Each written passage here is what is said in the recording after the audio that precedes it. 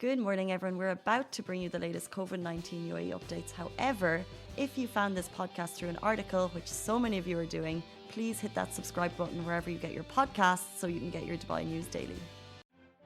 Dubai, how are you doing? Welcome back to Lovin Dubai show, where we go through all the trending stories that everyone in Dubai is talking about. Today we are going to talk about the British man facing 25 years for possession of a synthetic cannabis. He is appealing his case. And we'll also be talking about Fazza cycling around the newest Dubai mountain bike trail at Mushrif Park. Actors who recreated a scene from Squid Game in Dubai, and people have feelings. Oh, and Instagram has removed IGTV for good. But stay tuned, because also later in the show we have James Smith, who hates influencers, talking to us about exactly why. And we also are very excited because it's a 4-day week. We only are counting down the days until the long weekend. But before we get to all of that, I was watching Instagram stories yesterday, and it was a proud moment. So proud. Our little boy, He's all grown up. has grown up. You're 25. Then what took you so long? Alibaba, one and only, graduated. Do the wave, the queen wave. I'm gonna be your mum's slapping pics. Go back. Woo! Ali!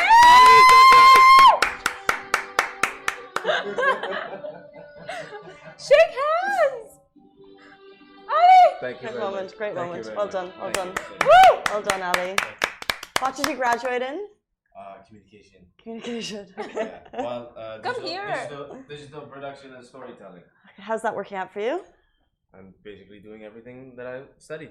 Interesting. And what uni did you graduate from? American University in Dubai. And how many people were allowed to attend? So each graduate has two invitees. Who did you call? Mom and Dad. Oh, they're here. Mm-hmm. Nice. For the graduation? I tried to sneak in Grandma, but Grandma couldn't make it. Yeah. Oh, because there was no space? Nope. No, they just didn't allow extra people to come in. You get it, though. At least you can have it. At least 2 people can attend. Yeah. And afterwards, party? Chill dinner? No. I was tired. Really tired. I just wanted to go Old home and age. sleep, so we just picked up Grandma and we went to eat dinner, and then I just went home. That's cute. Old age has hit Ali. 25 young. Should we have our moment too? We didn't get to attend our graduation either. Thanks, Mom. Thank you. Is there a speech or just you walked home fast? No, there was no speech, right? No. Just like, woo! Yeah, just shout out Granny. Sorry you couldn't make it. Okay, let's jump into our top stories. Today we are talking about the British man facing 25 years for possession of a synthetic cannabis in the UAE. He's appealing his case. So Billy Hood was arrested on charges of possession and selling drugs after police found cannabis oil in his car on the 31st of January. After receiving the information via a tip-off, he is now facing 25 years in prison. And this story received heaps of international media attention, and it's currently pending with the Court of Appeal's decision.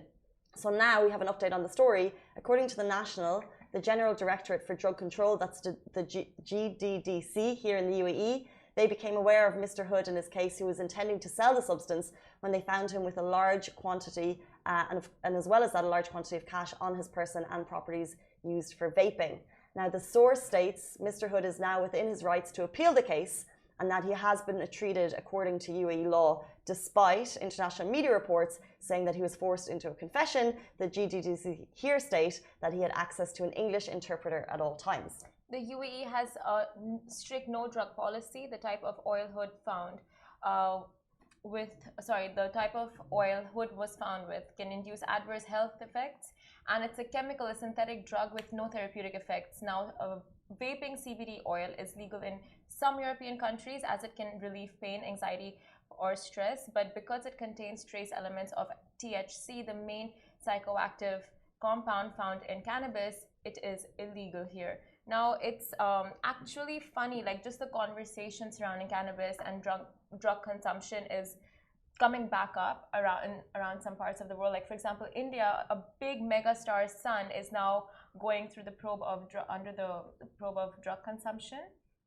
So just that whole conversation is coming up again, like, should cannabis be legal? Should cannabis be illegal? And just like the thing about drug consumption in a whole. So it's Well, I don't know if that, because the conversation here is that it's a strict no drugs policy. Yeah. And that's what I think people need to be reminded of. And that's why that's interesting, because I think, like you said, in some countries, cannabis oil is legal. However, here, the properties contained in what Mr. Hood was found with is illegal. So I think the learning from this is constant awareness. Like, we know that the UAE is a strict no drugs policy. We know that you can face lengthy times in prisons if you are found with substances, and especially in this case, there was, according to the report, an intent to sell because of the volume that he was found with. So that's possession and intent to sell. So I think it's just the awareness of, just because this type of CBD oil may be legal in some other countries, that doesn't mean it's legal here. You know, there was like the different media reports are, you know, saying, you know, it's legal there and therefore why would he face 25 years here? But it's a different country, different laws. However, he is appealing his case, and there will be more on that story as we get it. And honestly, like, if you're gonna come reside in the UAE, visit the UAE, you have to abide by the laws and the culture and all of that. It's not like, oh, you come here, enjoy all of the lavishness and then compare it to other countries, like, oh, it's legal there, why is it not legal here? You know, like, Dubai and the UAE does, you know, they are very liberal about a lot of things, but I feel like in the case of drugs, it's such a strict no drug policy, you can't really argue against it, you know? Yeah, it's an awareness piece that we'll be following and keeping you up to date on when we have more information. Yeah, but moving on to our next story. Now, this is royalty approved. Fazza cycles around the newest Dubai mountain bike trail at Mushrif Park. Now, Sheikh Hamdan bin Mohammed, Crown Prince of Dubai, aka Fazza, went cycling in Mushrif National Park just yesterday with a small group of his pals and shared the scenic photos on social media. And well, you can say Dubai's newest 50-kilometer sand bike track, that is the first track of its kind to be built by Dubai municipality in Dubai, is 101% royalty approved. Now, Fazza captioned the post saying, I enjoyed mountain biking in Mushrif National Park, the first mountain bike trail in the heart of Dubai with a length of 50 kilometers. Now, if this doesn't give you an itch to grab a bike and get cycling, then I don't know what will. It literally looks unreal. So if you're looking to head down to the tracks with your friends, then you can do starting October 19th.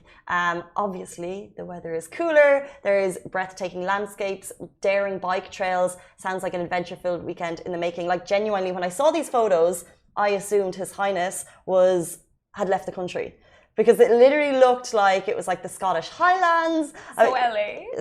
No? I don't know, LA. Well, it just looked like it was abroad. Just the way, like, all the trees and everything, like it looks like just somewhere that's like nature filled, not that we're not right here. So then I saw that it was a new park. I was like, oh, it's amazing. And I love how this always happens. Like, something brand new opens up and you're like, oh, that's where I'm going to be spending my weekends from October 19th, which is just around the corner, which is this long weekend. It looks so good. And it said that it has the capacity of taking in 3,000 cyclists per day. So, you know, you can go in there nicely. I don't know if pre-bookings are needed, but like they have bike rentals at the place. So if you don't have a bike, you can just go there and rent one.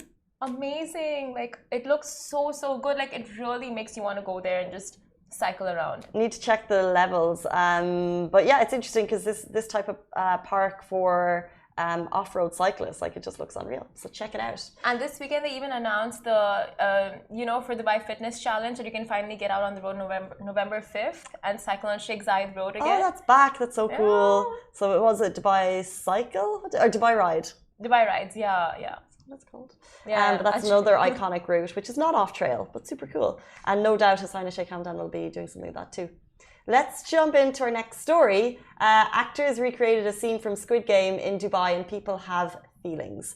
As you know, Squid Game is a true phenomena. It's blown all top Netflix shows out of the ocean with its success. Within 10 days, Squid Game reached #1 in 90 countries. So 10 days after it was released. It's just phenomenal. It's the fastest growing show ever. Netflix, since it released, Netflix registered a 981% engagement in its first week. The term Squid Games has been viewed over 22 billion times on TikTok, and internet traffic in South Korea jumped so much that the main internet service provider is suing Netflix. Oh my God. It's just mental. So like there's this, the internet is just going mental. And right here in Dubai cafes have introduced playground games to mimic the show. And this weekend, a resident captured actors recreating one of the most tense scenes in the center of Rixos Premium Dubai. So there's the, if you've seen it, episode 2 or 3, the playground scene where you're trying to, it's a life or death situation, doing a kid's school game, trying to carve out a shape out of honeycomb. I'm even looking at it now, so and it looks fairly real, right? Yeah. And they have the mediators watching them from all angles. It's cool. It's so cool. And people are so hyped about Squid Games. It's insane. It is, and you know, you're just getting a mixed reaction on this post. So let's say, for example, 223,000 view to the post, and of course this is the internet, so not everyone had the same opinion. Let's say first of all, my glam gypsy says, why does everything get imitated here? Because it's unreal.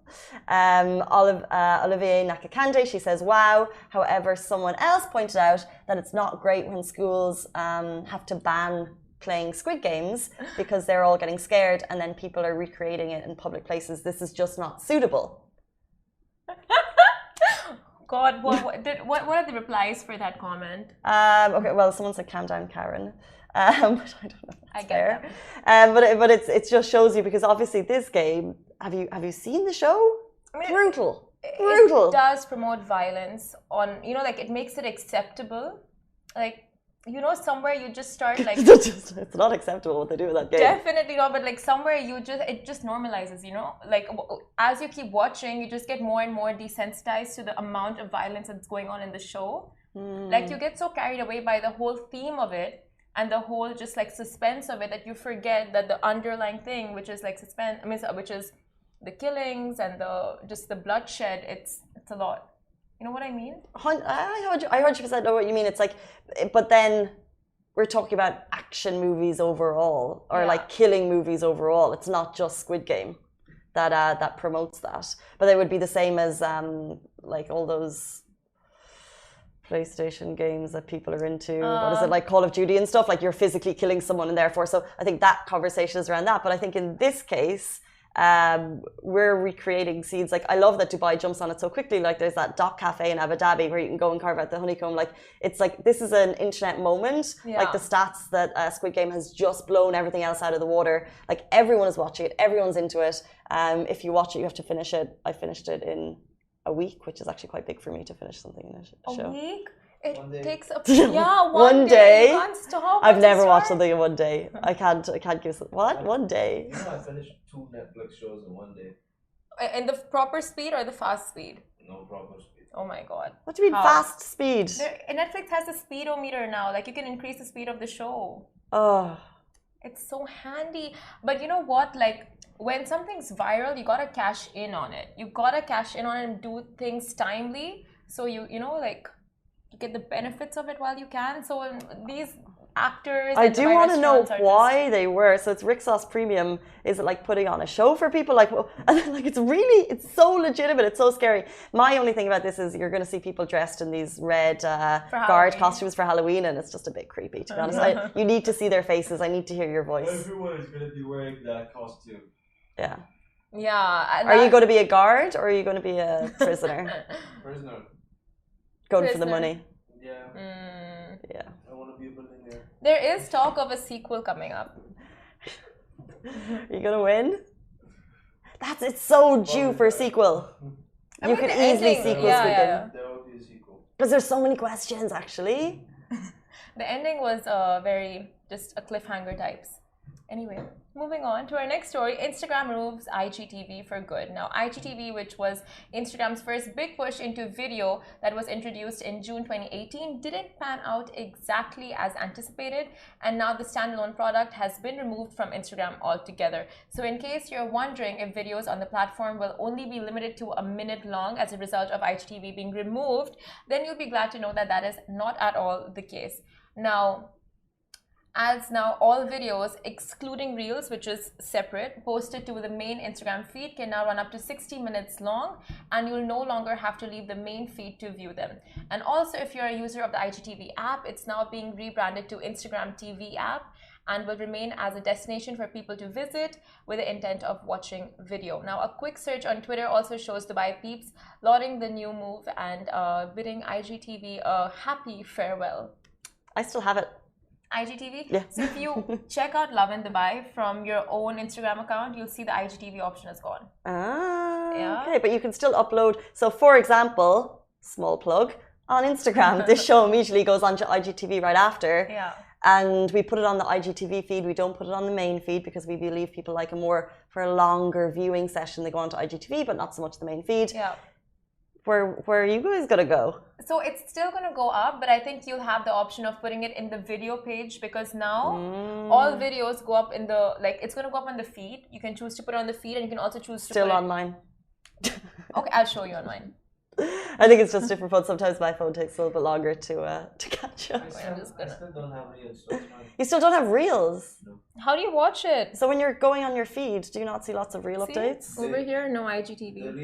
The reels come up as normal videos and not as reels, which is annoying. So confusing. And I can't post a reel. Everyone's Instagram is so different. And you know what's so interesting though, because I could have this conversation with my friends and they'll be like, "What's a reel?" Do you know, as in like, and then therefore like these updates are very interesting, I believe, to us because we work in an environment where we're trying to get most views on Instagram. So we're like, okay, a reel is doing well now, so we're going to post a reel, and then posts are doing good, and IGTV isn't doing that great, so we'll leave it. But like to other people, it's like, what? It's all the same. It's all a video. Why is one video different to another one? Yeah. And I would put that question. It's like, can I not just upload one video and if it's good content, it will do well? It's confusing. But it's so funny. Everyone's Instagram is so different. The features that I have, you don't have it. Like one of our interns, she had the effect of rainbow text. Like the fonts, like we don't have that. Like everyone's Instagram is so different. Well, I think it's usually an update is happening. So I understand if we don't all have the IGTV at the moment because they can't just flick a switch and every phone updates at the same moment. So it takes a little bit of time. You would think so, but just so many, like 2 years ago, I think they had the feature of removing the numbers. Like when you see how many views a video has, they removed that feature altogether for a lot of the users. But some of us, like we can still see numbers, right? So it's still like a lot of people have some features that we don't, we have some that they don't. So it's just a mix.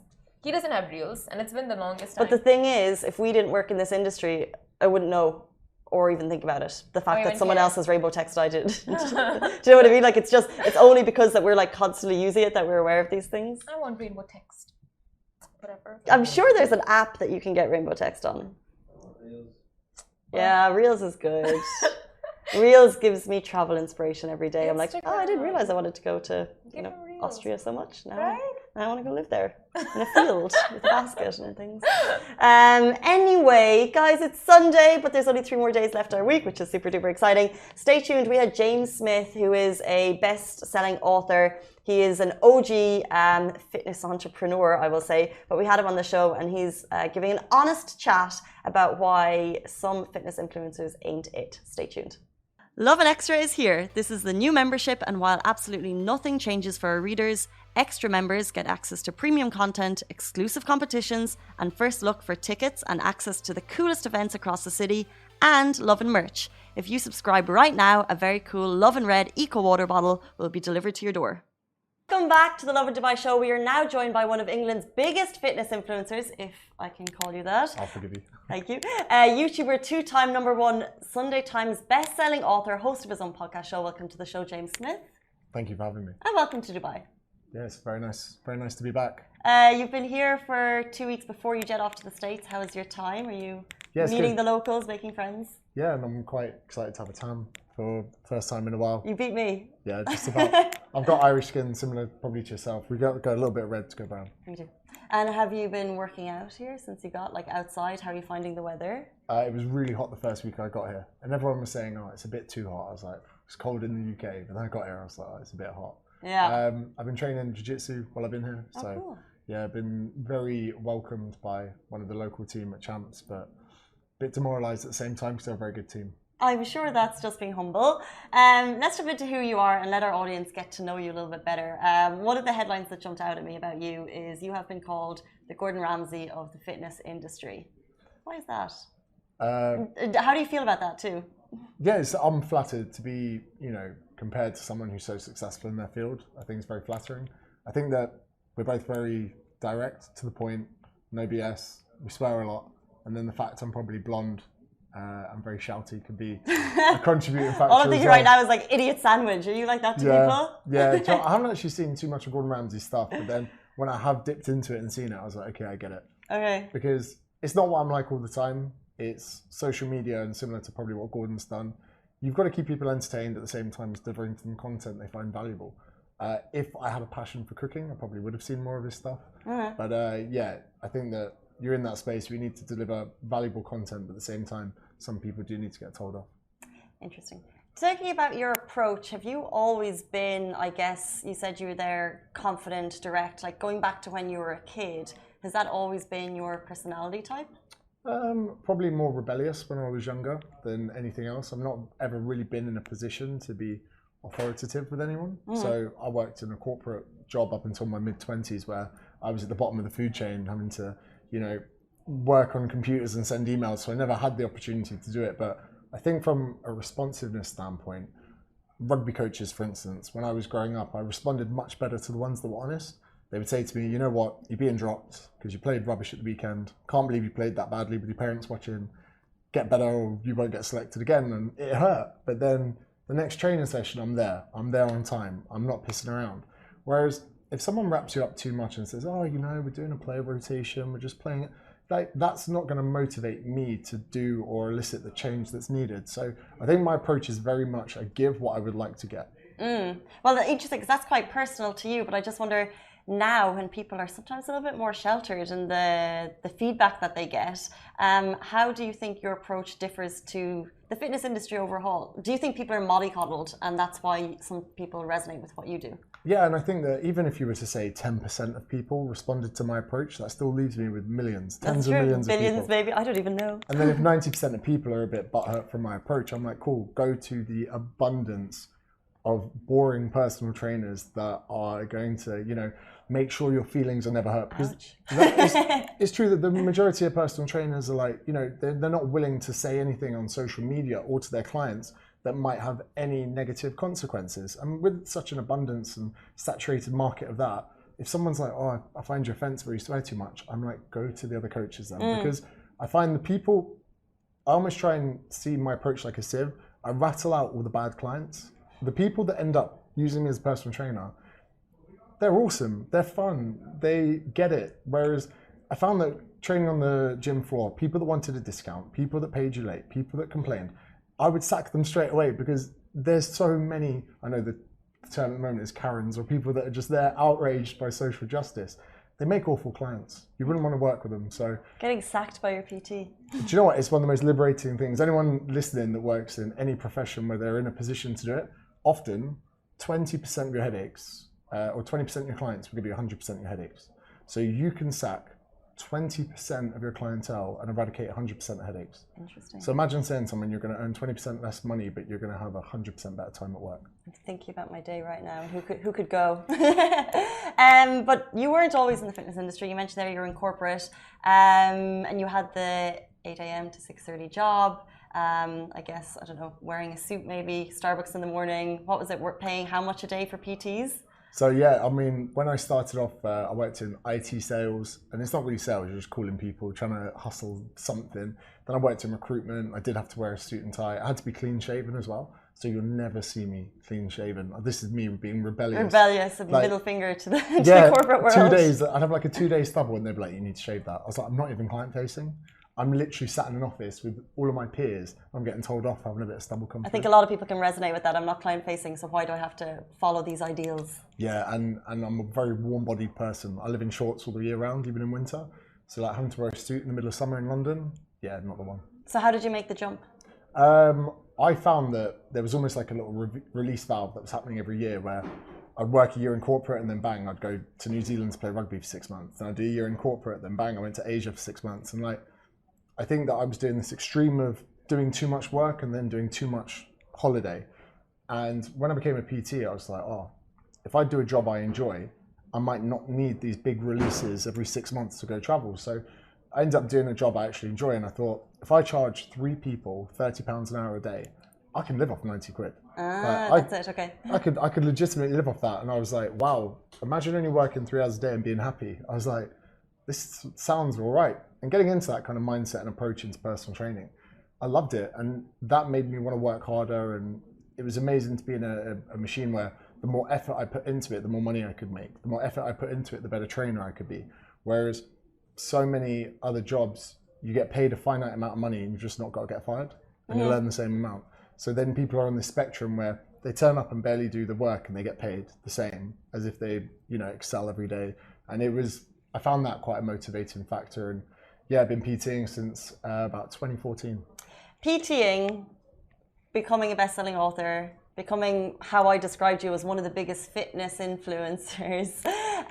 You started obviously making content. When was your content first recognized? Like when was let's forget the word influencer for now, but when was a video that you created actually resonating with an audience? You're like, wow, I can actually really make an impact online as well as in person. So if I was to say it's been 8 years, someone asked me the other day, how long did it take you to get to 10,000 followers? And I said, 4 years. So from year 1 to year 4, 10,000 followers. From year 4 to today, I think it's 870,000 on Insta and Facebook and whatever. So nearly a million, not bad. Nearly a million, but that first 4 years, I never became focused on how big or how much traction or how many views. I was like, okay, I'm going to become focus orientated. I'm going to post at least once a day. I'm going to look at my DMs whenever I can. I'm going to try and keep a finger on the pulse of the market to see what people need help with. And then it's been this huge exponential uprising. I wish there was a viral post, but to me, it's about turning up every day and just playing the game. I've gamified a lot of my work. So it's very surreal for me to actually look at the numeric What numbers. do you mean you've gamified your work? So to me, everything seems like a top score. So I never for once sit down and go, oh, that's 80,000 people watching my story. That's Twickenham watching my story. I don't think. I'm like, oh, 80, that's higher than 75, top score. And then when the following goes up by 1,000, I just see it as a top score. Okay. So then I never think that's 1,000 more people that are now invested in my content. I remove myself from that because that's a very overwhelming ordeal. So then when I create content and I do stuff online, I think about how it's going to benefit the score.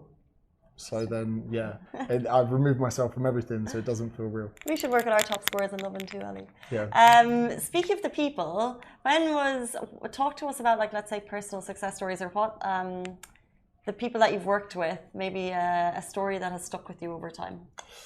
I mean, there's been quite a few kind of success stories. What I do every 3 months up until the pandemic was we run 12-week challenges, and whoever won, I would take on holiday. But it wouldn't be like whoever lost the most fat or whoever built the most muscle. They'd have to contribute a story of maybe hardship or issues they'd had. So then I could say, okay, fair enough, this person lost more weight than you, but this is a single mum who's a nurse of 2 kids and she's lost 8 kilograms and transformed her life. And, so then I would take them to the Sydney or to Fiji, or one time an Irish lady called Layla, she lost a tremendous amount of weight. I took her and her husband to Fiji. Wow. And she couldn't swim. So I said to her, I'm going to teach you to swim when we're in Fiji. So when You took them to Fiji? Yeah, it was pretty cool. That's amazing. So yeah, we did some crazy stuff like that. And then we're taking groups of people to Bali. And because I train jiu-jitsu, I'd get them all to do at least one session at Bali MMA. So I've got these people that are coming from all corners of the earth that have never trained before. And to get a picture of them all in sweaty gis trying out something, it's been a lot of fun. When you say from all over the world, is that because they're online people that you work with, or they just happen to be from all over the world? Yeah, so as of 4 years ago, I made the jump to go online completely. So I ran, rather than, if I PT someone face to face, I can only help that person for an hour. And when I was training the first few years, I realized that all these conversations I'm having are being repeated. And when I show someone to squat, I was like, hold on, why don't I record all of this and make this accessible to people for 10% of the price? Because unless you can afford quite a lot of money per week in personal training, you're not going to get the help.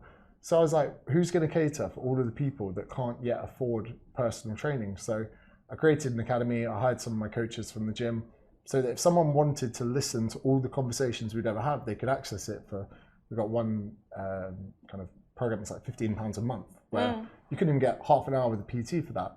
So then it also reduced the fact that I wouldn't have a geographically restricted business. So I've got clients in America, Canada, Australia, New Zealand, England, Ireland, and then even some that are out here in Dubai. So wherever anyone is, they can access me as a trainer, but not have to pay the premium of having the conversations repeated. How do you keep them engaged if they're abroad? Like, I love the idea of jumping on to, let's say, for example, getting my workouts cheaper, but I would worry that I wouldn't continue because it's like, it's cheaper, great, but then what's actually keeping me coming back? So it's more so like a 3-month course. I like to compare it to like getting a driving instructor. So you sit there, you're like, I don't know what I'm doing. There's a car here. I want to be able to have full control of it. I don't know. I've got anxiety. I need someone to help. So I sit in with them. Like, this is a clutch. This is a brake. This is where you need to indicate. This is where you need to check. At first, it's terrifying. Over time, it gets easier and easier and easier. And you keep asking questions, keep getting answers. There has to come a point, though, where you split from the driving instructor. Now, I don't understand why the personal training model isn't seen like this. Because, yeah, you can have someone by your side. Yeah, you can have a driving instructor there the whole time to hold your hand.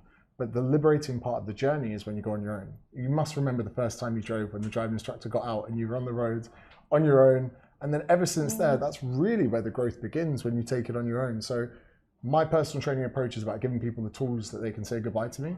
Because that, even from a business standpoint, business-minded people are listening going, well, he's not going to earn that much money from it. Well, if I help them for 3 months and I transform their understanding, they're going to tell their friends. And their friends are going to go, what, you haven't got a PT anymore? They're like, I don't need one. They're like, whoa, what is this? What's going on? So I think that's a much more, viable means for people, because even if someone doesn't have the luxury of a few £100s, I say, look, 3-month investment, do it. And also, if you know it's going to come to an end, you're more likely to do the work and understand and learn things in that finite period.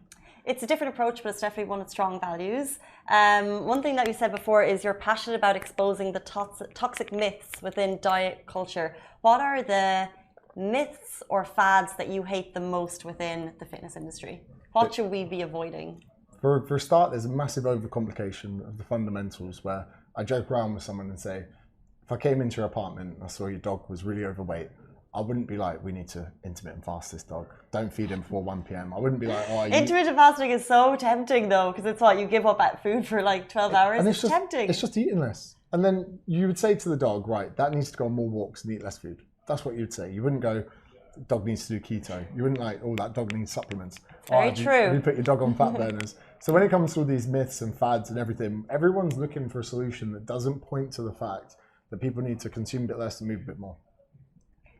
What about body positivity? And people are saying people should be positive in whatever body they're in. Is there such thing as being too positive? Yeah, I mean, if we look at other very noble, incredible, movements of the last decade, if we look at feminism, fantastic cause. We have a small population of people that are taking it too far. If we look at veganism, incredible cause from an ethical standpoint. Then we've got people hindering other people's businesses, protesting, not letting butchers do their job, not letting farmers do their job.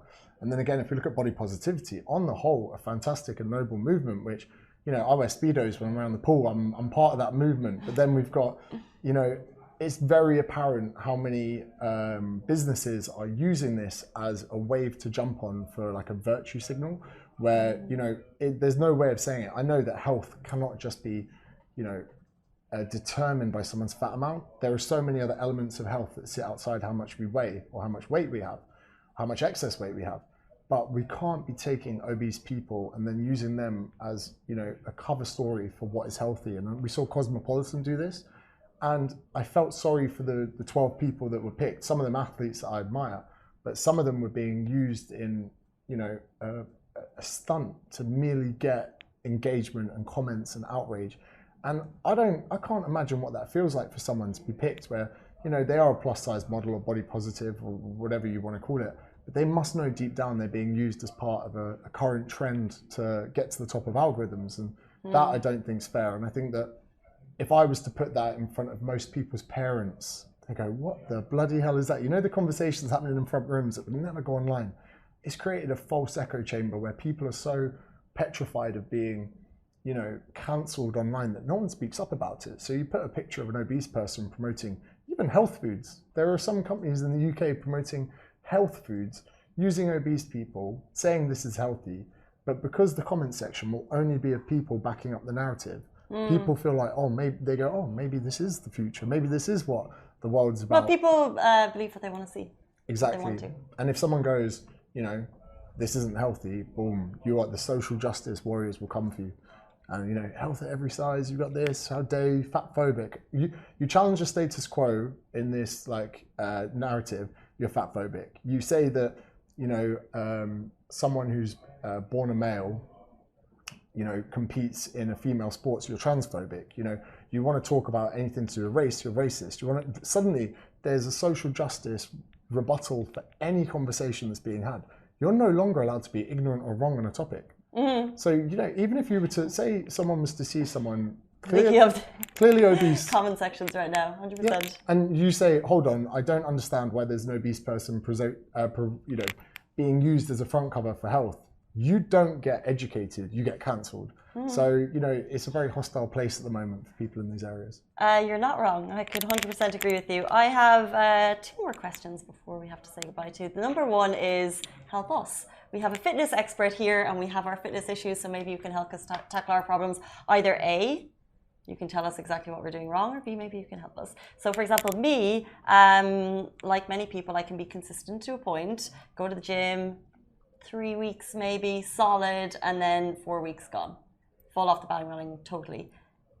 How do I fix that? So when we look at type of ways that we can motivate people, we have intrinsic motivation and extrinsic motivation. Now, if you're extrinsically motivated, you might be doing something to avoid something bad happening. You might be doing it because you don't want to get overweight. You don't want to have your clothes stop fitting. You don't want to be shamed by someone that you know, maybe like a family member or whatever. These aren't good motivators. So if you're doing something just to avoid something bad happening, which a lot of overweight people do, if you say to them, hey, you should exercise so you don't get type 2 diabetes, that hardly gets them jumping out of bed in the morning. If you can get something in line with an intrinsic motivator, so you find an exercise selection or modality that you find personally rewarding, you won't need to be motivated. So, you know, if you had to put your hand on heart and say, do I love going to the gym? Your answer might not be yes. And that would be indicative from your actions of not being consistent with it.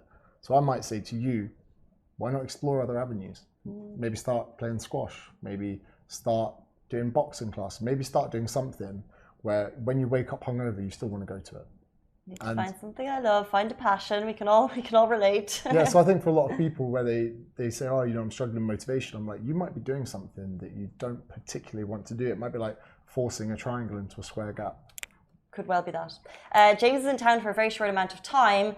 You split your time, tell me if I'm wrong, between Australia and the UK. Yeah. But as you guys know, Dubai is the city of fitness influencers. It's like they have just congregated here. It's like the Ireland takeover of the world. Fitness influencers have taken over Dubai. They're everywhere. Thoughts on the fitness influencer scene here in Dubai? Could you ever see yourself moving here? I wouldn't come here for a work standpoint. I just come here to get more sun and see my friends. But what people should appreciate is a lot of people are in their position of influence through how they look, not who they are. So from a genetic standpoint, some people have a very easy time having a great physique, and also some people have very different values to you. Now, you and I might value friends, family, going to nice restaurants and having a good brunch once a week. There are some people out there that only value how they look. They're hugely insecure. They have nothing going for them in life apart from this existential angst about how they look. So they're willing to be hungry, to eat the plain chicken and vegetables, and to look a certain way, to portray themselves. It is their identity. Now, when 100 of us put a picture up on Instagram, those people that care about how much they look that much and don't have a life outside of it will go to the top of the algorithm.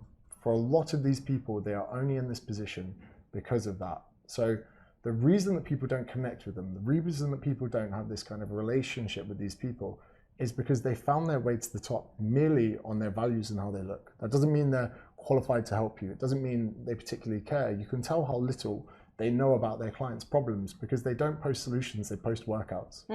Oh, hey guys, here's today's workout. No one cares. How are you helping someone with that? You know, it's such a crazy world we live in that these people, even these influencers, the reason they're all here and most of them are skint. And, you know, I know a couple that go to the UK. Imagine this, Dubai influencer, I won't name him. Please don't. Went to my local barber, and he's got a big following, got a haircut, fist bumped him and walked out without paying.